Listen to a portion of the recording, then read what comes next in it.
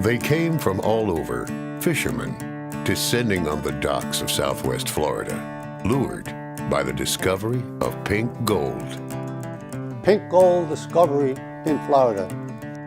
They became shrimpers, seeking their fortunes on deck and open water, and away from their families for weeks at a time. I'm going to be out on this boat. It better be good to make it worth my while.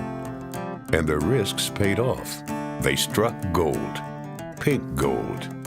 It wasn't work, it was such an adrenaline rush that when you found them, you just knew you hit the jackpot at the casino. I call them the cowboys of the sea.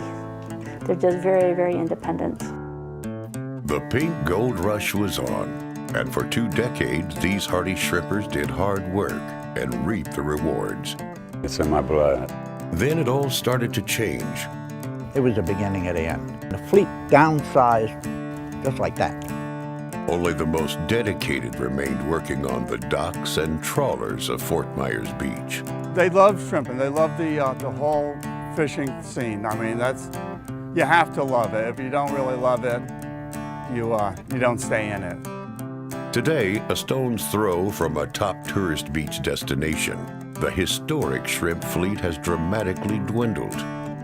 We probably got about 40 working boats in this harbor now compared to 200. Threats continue to come in from all sides: developers, the environment, government laws, and especially competing shrimp farms. Can the shrimpers of one of America's last true working waterfronts survive? Or will this be the end of the pink gold rush?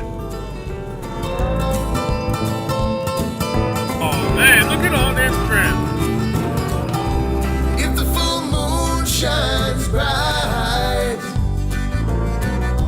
there'll be no shrimp tonight.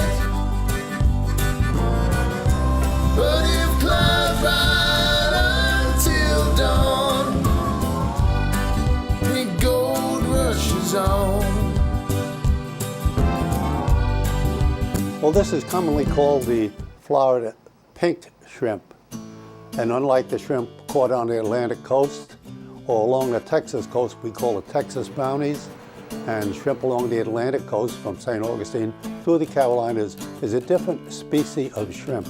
It was a nighttime shrimp versus everything else in the Gulf was caught during the day. And how these shrimp were discovered is a part of the story.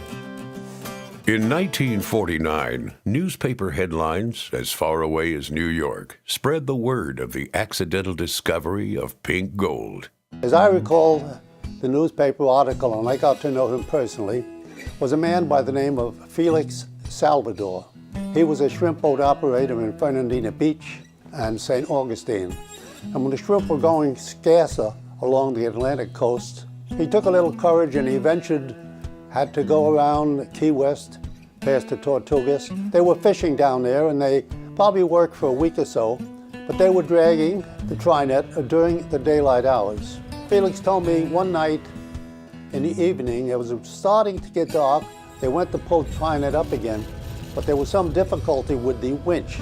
So they dragged about 45 minutes in the darkness hours. They pulled the net up, and lo and behold, a tri-net with maybe 50 or 60 shrimp.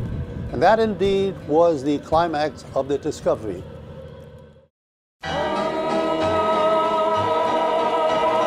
Shrimp boats is a common, their sails are inside.